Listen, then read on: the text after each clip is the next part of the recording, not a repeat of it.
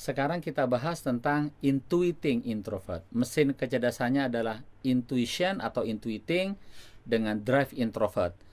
Jadi intuitingnya yang dibawa dari dalam keluar. Ya, karena ciri khas dari orang intuiting itu adalah vertikal, itu mengapa orang intuiting introvert itu membawa dari dalam keluarnya itu ke tempat yang lebih tinggi. Itu mengapa orang intuiting introvert punya kecenderungan ingin mentransformasikan dirinya, pikirannya, ataupun idenya kepada level yang lebih tinggi, kepada perspektif yang lebih tinggi. Orang menyebutnya meta perspektif. Nah, orang intuiting introvert itu dia menyukai sesuatu yang bermimpi dengan hayalan yang di atas realitas yang bisa dia jangkau. Itulah intuiting introvert. Orang yang sangat vertikal, di drive dari dalam keluar, keluarnya itu ke arah yang lebih tinggi. Itu mengapa orang intuiting introvert memiliki kemampuan mentransformasi kepada meta perspektif. Ya, yang dimaksud dengan mentransformasi itu adalah dia bukanlah jenis orang yang bertransaksi, hitung-hitungan. Mentransformasi itu artinya adalah memindahkan dari satu ide menjadi ide yang lebih cemerlang, dari sebuah gagasan menjadi gagasan baru yang lebih dahsyat, dari sebuah produk menjadi produk baru yang memiliki value added yang begitu tinggi. Nah, itulah yang disebut dengan mentransformasikan. Dan secara unik pada orang intuiting introvert ini, dia punya kegemaran untuk tertantang menangani masalah-masalah baru, masalah-masalah yang asing. Dia bukanlah jenis orang yang terstatus quo dengan persoalan-persoalan lama, persoalan-persoalan lokal. Dan orang intuiting introvert ini cenderung bukan orang lokal. Dia memiliki sesuatu itu menjelajah ke sana kemari begitu tingginya. Ya, ini orang langit yang terbang setinggi-tingginya. Dan ketika dia pergi ke level yang lebih tinggi itu pun dia kerap mencari masalah-masalah baru. Dia mencari masalah-masalah asing. Bagaimana terjemahnya dalam kehidupan sehari-hari? Wajar kalau orang intuiting introvert ini dia akan menyukai kawin dengan orang yang bukan satu suku, bukan dari daerahnya, karena dia menggunakan meta perspektif tadi, menggunakan perspektif yang lebih tinggi. Seseorang yang berasal dari katakanlah Semarang, kemudian dia memiliki pertimbangan bahwa Jakarta itu lebih tinggi daripada Semarang budayanya, maka dia dari Semarang lebih senang dikawinin oleh orang Jakarta. Orang Jakarta menganggap bahwa Singapura lebih tinggi, New York lebih tinggi, maka dia lebih senang dikawinin oleh orang Singapura dan orang New York. Nah, orang intuiting introvert pergi lebih jauh melampaui situasi lokal. Dan dia menyukai hal-hal yang asing. Nah, karena menyukai hal-hal yang asing inilah, itu mengapa orang intuiting introvert ini memang seperti anti kemapanan. Dia begitu reformis, dia menyukai perubahan karena kerap dia berubah dari satu topik ke topik yang lain, dari satu ide ke ide yang lain, dari satu masalah ke masalah yang lain, sepanjang keseluruhannya itu adalah membuat dia ditarik ke atas. Intuiting introvert selalu ingin pergi naik, terbang tinggi ke atas, dan apapun yang menjadi pencetus untuk dia naik ke atas, itu adalah menjadi makanannya. Ya.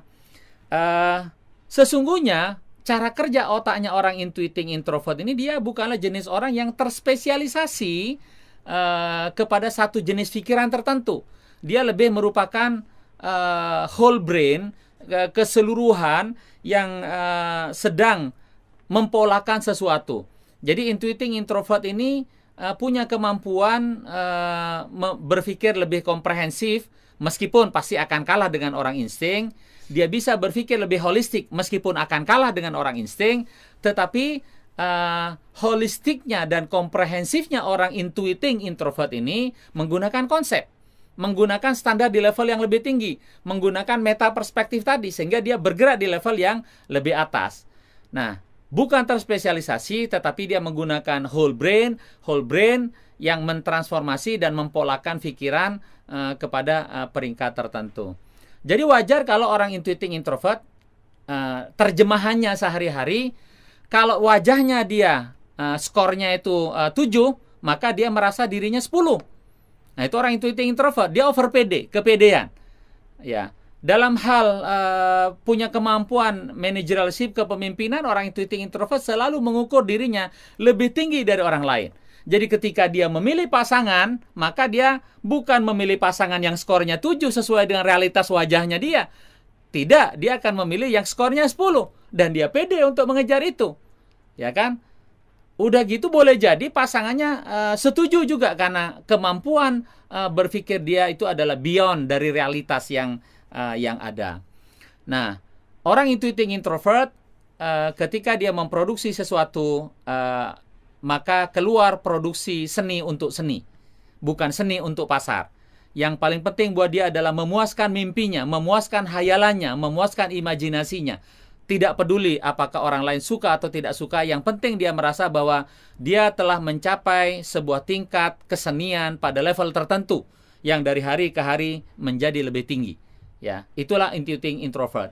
Nah, karena itulah orang seperti ini memang bagusnya diberikan peran yang sangat memerlukan daya artistik dengan daya jelajah yang kuat, yang pada level yang lebih tinggi. Ya, ini trendsetter di kelas atas gitu kan. Nah, ini orang intuiting introvert yang paling jago dalam hal ini. Kebiasaan dia karena menyukai persoalan-persoalan baru yang masih asing itulah yang membuat orang intuiting introvert ini sepertinya cenderung bosanan terhadap situasi kekinian.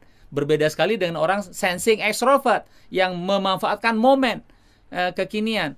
Ini juga yang kerap kali menjadi penyebab mengapa orang intuiting introvert itu kerap kali terpapar oleh disorientasi. Disorientasi kerja, disorientasi pikiran, termasuk sampai kepada disorientasi seksual. Yang bagusnya dia berpasangan laki dengan perempuan, menjadi laki-laki dengan laki-laki, tidak ada masalah. Perempuan dengan perempuan tidak ada masalah. Sudah diberikan tempat di depan sudah bagus, ini dia cari lagi di belakang karena disorientasi tadi. Dia menyukai masalah-masalah asing. Nah, ini adalah orang ciri dari orang intuiting introvert. Nah, memang kebetulan faktanya seringkali terjadi, kita perhatikan kalau orang intuiting introvert yang laki-laki akan tindak tanduk gerakan badannya seperti kemayu, yang perempuan itu seperti macho, tomboy. Nah, ini terjadi pada intuiting introvert. Jadi, masa kecil dari kita, anak kita yang intuiting introvert ditandai dengan seperti ada disorientasi yang berbeda. Di mana kehebatan yang sesungguhnya pada orang intuiting introvert ini yang nggak bisa dilampaui oleh orang lain, yaitu adalah dia menanjak naik ke atas begitu cepatnya. Seringkali malah orang yang di bawah itu agak ketinggalan dan keteteran. Maka kalau dia menjadi CEO, CEO-nya udah pergi kemana, bawahnya masih di mana. Nah, ini seringkali terjadi. Bagaimana caranya orang intuiting introvert ini untuk bisa berkembang jauh? Ini memang sangat bagus diletakkan di kalau perusahaannya itu atau kalau bisnisnya itu sangat kuat di riset, sangat kuat di pengembangan produk. Karena riset dan pengembangan produk ini cocok sekali ditaruh orang intuiting introvert yang dengan meta perspektifnya itu dia melampaui zamannya, melampaui realitas yang ada saat ini. Nah, intuiting introvert itu adalah agen perubahan.